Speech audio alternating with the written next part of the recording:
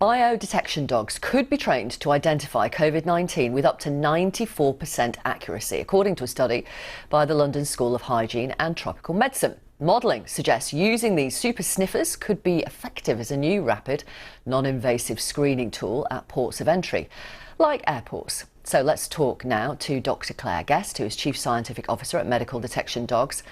And is that Asher, the Labrador? Or, oh no, there's Asher. Is that Asher? This is Asher the Spaniel. Asher the clever dog. And sorry, who's the Labrador? Tala. Tala. Well, Tala is also a very clever dog, I know, because I've been reading about Tala. Also with us, Professor James Logan, who's head of the Department of Disease Control at the London School of Hygiene and Tropical Medicine, who led the project. Right, Claire Guest, let's start with you then. How do you train Asher and Tala to detect COVID in humans? Well, these dogs have got an incredible sense of smell. So what we're doing is tapping into this fantastic instinct. And what we have to do is provide them samples from people who have COVID and for people who are healthy or have other disease. And these came in the form of actual socks that were worn for 12 hours and then were presented to the dogs in order that the dogs could learn the odour difference of COVID-19. And this they did incredibly well. And what happened was after training, it's a bit like becoming a discriminator, a wine taster, or a sniffer of perfume. You become more discriminate. And once you do this, we then tested the dogs under double-blind conditions, which meant that nobody knew the answer. And these fantastic dogs showed that they're up to 94% reliable. So it's incredibly exciting. OK, so that means they identified 94 out of every 100 people. Every 100 infected people, yes? Absolutely. And they also correctly identified up to 92% of people that were healthy or had other diseases. So this is really remarkable. Can you just pull your camera down a bit so we can see Asher? We can see Tala really well, but that's right. Asher's a little wriggly now because I don't know if you can hear the rain. It's raining really hard, so he's decided he wants to have a look at the rain. No worries. So let me ask you, Claire, what about out of 100 people who didn't have COVID? Because I think they did flag that some of those were infected. Yes, so there, of course, with all diagnostics, there's something called a false positive, and that means that the dog indicated in people that it was believed that they didn't have COVID-19. And this could be for a number of reasons, which we could further research. But, you know, the important thing is that of people that had COVID, regardless of their viral load, so this is whether they had asymptomatic or whether they were symptomatic, the dogs were able to reliably detect that they had the virus. This could make a real difference in terms of rapid screening. Absolutely, and the figures that you told us, correctly identifying 94 out of every 100 infected people, that's better than the lateral flow tests, though not quite as good as the gold standard PCR tests. Let me just bring in, if I may, just for a sec, Professor James Logan, London School of Hygiene and Tropical Medicine. I think you led this project, did you? I mean, what do you make of it? It hasn't yet been peer reviewed. What do you think? Yeah, I mean, to be honest, the results are incredibly exciting. You know, when we started this almost a year ago now, we didn't even know if COVID really had an odour. We thought it would.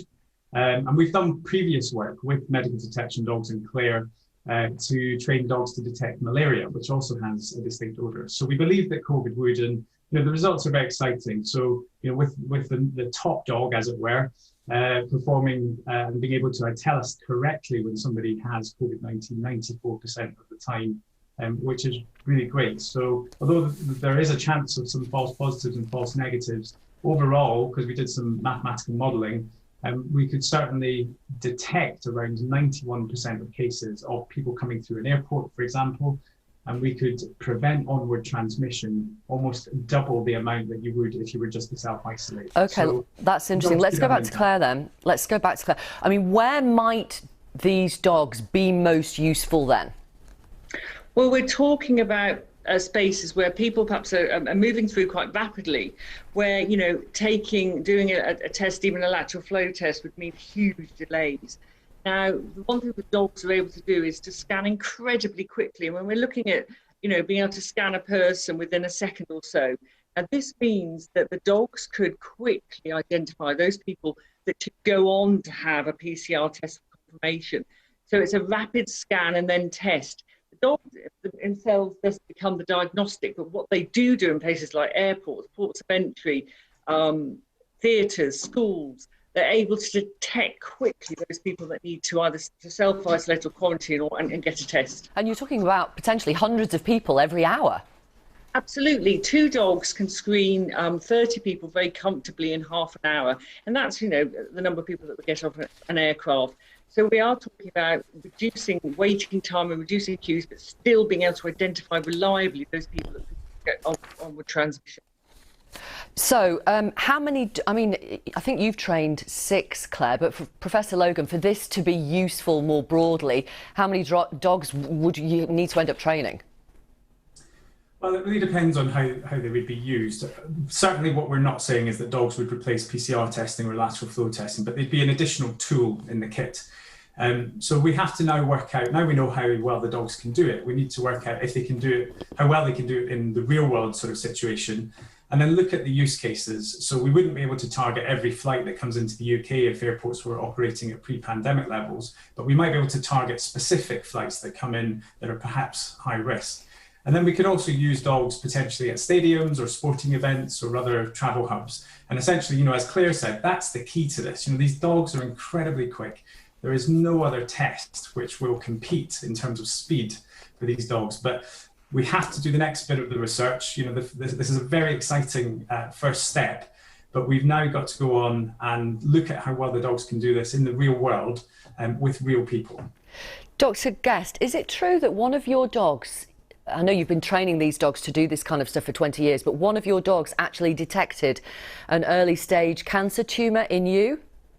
Absolutely. So it was actually Tala here, it was his great grandmother, who was being trained as a prostate cancer detector dog at the time. She started to behave a bit differently around me and looked like she was slightly worried about me. One day nudged me in the chest repeatedly, and it led me to find a lump, which ultimately I was diagnosed with a very early stage, but very, very deep-seated breast cancer. Wow. I had years of hormone treatment. Obviously, I had radiotherapy, surgery, lymph node removal. And I'm here, 10 years or more to tell the tale. And I think this is the important thing about these dogs, that, they understand something. The science that lies behind their sense of smell tells us something about disease, which opens a completely new world to us. And it's something we need to take very, very seriously. We use dogs to keep us safe with bombs, explosive detector dogs. Why not use them, this ability to keep us safe from the virus? And briefly, we haven't got that much time left before the weather forecast. How is it that dogs have such sensitive smell? What is going on there? So a dog like Tala here would have 350 sensory receptors dedicated to olfaction. Us humans have 5 million. Tala can detect a teaspoon of sugar in the equivalent of water that's held in 2 Olympic-sized swimming pools. Wow. We can just about do it in a cup of tea. When we become unwell, our odour changes. Dogs can recognise this. All we have to do is train them and communicate this. And we can really, really look at diagnostics non-invasively in a completely different way. Thank you both very much. Not both, there's 4 of you actually, if we include Tala and Asha. Professor James Logan, thank you, London School of Hygiene and Tropical Medicine. Dr. Claire Guest, thank you, Chief Scientific Officer at Medical Detection Dogs, and Tala, the Labrador, and Asha, the Cocker Spaniel. Clever dogs or what? Right, let's bring you the weather now. Here's Carol.